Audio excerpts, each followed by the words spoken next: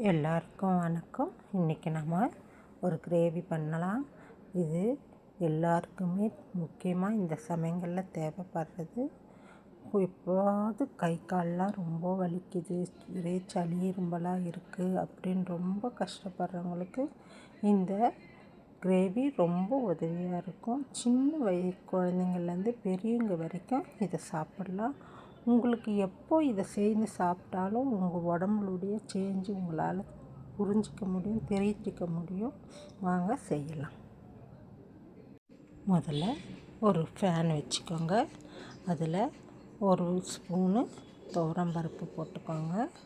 அதுக்கப்புறம் மிளகு, சீரகம், பச்சரிசி, 4 காஞ்ச மிளகா, கொஞ்சம் பூண்டு பல், கொஞ்சம் கடுகு, இதெல்லாம் அதிலையே போட்டு நல்லா ரோஸ்ட்டு பண்ணுங்கள்.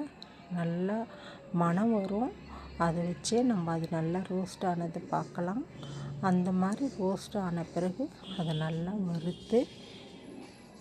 வறுத்ததை ஒரு ஆற வச்சுட்டு அதுக்கப்புறம் நம்ம மிக்சியில் போட்டு பவுட்ரு மாதிரியும் பண்ணிக்கலாம். இல்லை கொஞ்சம் தண்ணி தெளித்தும் நம்ம ஒரு திக்கான பேஸ்ட்டாக அரைச்சிக்கலாம்.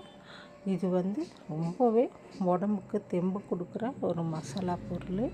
கொஞ்சம் கறிவேப்பிலை கடைசியில் போட்டு அதையும் சேர்த்து வறுத்துக்கலாம். இப்போது இதை எடுத்து நம்ம தனியாக வச்சுக்கலாம். அப்புறமா ஒரு ஃபேனை வச்சு அதில் நல்லெண்ணெய் விட்டுக்கலாம்.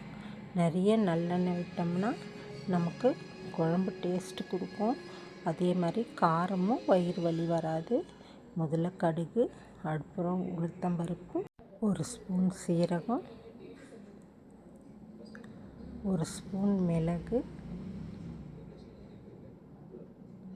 கொஞ்சமாக வெந்தயம், ஒரு 1/4 ஸ்பூன் வெந்தயம் போட்டு தாளிச்சிக்கலாம். 2 காஞ்ச மிளகாவும் போட்டுக்கலாம். இதை நல்லா பொரிஞ்சு வாசனை வரணும். கறிவேப்பிலையும் அதில் போட்டுக்கணும்.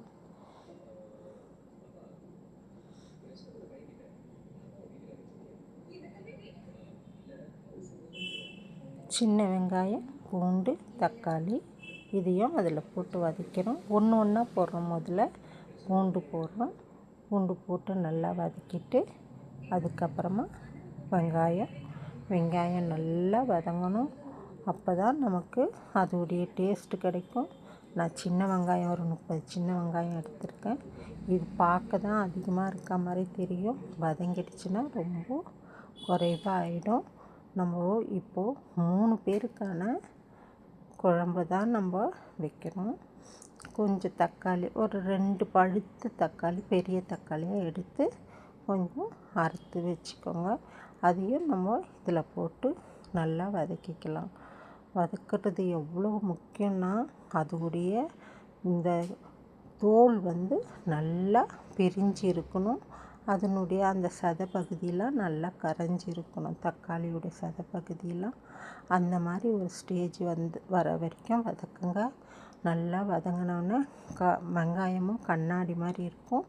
தக்காளியும் நல்லா தோல் தனியாக, அந்த சதை பகுதி தனியாக வெந்து வரும். அந்த மாதிரி வதக்கிட்டு அதுக்கப்புறம் அதுக்கு வேண்டிய மசாலா பொருட்களை நாம் சேர்க்கலாம்.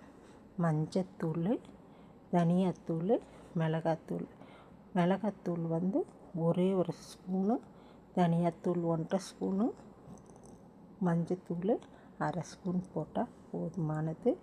போட்டு இது கொஞ்சம் கல்லுப்பையும் சேர்த்துக்கோங்க. போட்டு இதை நல்லா வதக்கணும். வதங்க தான் அதனுடைய பச்சை வாசனை போகும். எப்பயுமே மிளகாத்தூளுடைய அந்த பச்சை வாசனை இருந்தால் குழம்பு நல்லா இருக்காது. அதனால் நல்லா வதக்கி எடுத்துக்கோங்க. வதக்கின பிறகு இதில் இருந்து வர வாசனையே நமக்கு தெரியும். மிளகாத்தூள்லாம் வதங்கி இந்த வெங்காயம் தக்காளிலாம் அதோடு சேர்ந்து வந்தாவே நம்ம வாசனையை வச்சே கண்டுபிடிச்சிக்கலாம். அதுக்கப்புறம் இதுக்கு நாம் கொஞ்சம் ஒரு எலுமிச்சம்பழம் அளவு நான் புளியை எடுத்து கரைச்சி வச்சுருக்கேன். அந்த புளி தண்ணியை நம்ம வடிகட்டி இதில் ஊற்றிக்கலாம். இந்த புளி தண்ணி ரொம்ப திக்காக இருக்காமல் தண்ணியாகவும் இருக்காமல் ஒரு நல்ல நடுத்தரத்தில் கரைச்சிக்கோங்க. இதை இதை நல்லா கொதிக்க விடுங்க. இந்த புளி தண்ணி கொதிக்க கொதிக்க அதோடைய டேஸ்ட்டு ரொம்ப நல்லா வரும். இந்த வெங்காயம், தக்காளி, நம்ம தாளித்த பொருட்களோடு இது கொதிக்க கொதிக்க இதுக்கு நல்ல மணமும் வரும். இந்த பூண்டோட வாசனையெல்லாம் சேர்த்து நல்லா வரும். இன்னும் நம்ம அரைச்சி வச்சுருக்க மசாலா பொருளை போடும்போது இன்னும் நல்ல வாசனமும் டேஸ்ட்டும் இந்த குழம்புக்கு இருக்கும். இந்த மசாலா பொருளை நம்ம இது கொதிக்கிற நேரத்தில் அரைச்சிட்டு வந்துடலாம். இது கொதித்த உடனே இப்போது அதுக்கான கிரேவியை நம்ம அரைச்சிட்டு வந்த அந்த மசாலா பொருளை நம்ம இதில் போட்டு கலந்துக்கலாம். இது வறுத்து ஆற வச்சு நம்ம அரைச்சிட்டு வந்திருக்கோம். இதை நான் கொஞ்சம் தண்ணி விட்டு தான் அரைச்சிருக்கேன். மீண்டும் மிக்சிலையும் கொஞ்சம் கழுவி இதில் நம்ம ஊற்றிக்கலாம். இதோடைய அந்த திக்குத்தன்மை தான் இந்த குழம்புக்கு முக்கியமானது. இது தண்ணியாகவே இருக்கக்கூடாது. இந்த குழம்பு கொஞ்சம் திக்காக ஒரு மாதிரி கிரேவி மாதிரி தான் இந்த குழம்பு இருக்கணும். அப்போ தான் நம்ம சாதத்தில் போட்டு சாப்பிடும்போது நல்ல டேஸ்ட்டு கொடுக்கும். இதை எவ்வளோக்கு எவ்வளோ கொதிக்க வைக்கிறீங்களோ அந்த எண்ணெய் பிரிஞ்சு வர அளவுக்கு கொதிக்க தான் இதுக்கு டேஸ்ட் அதிகம்.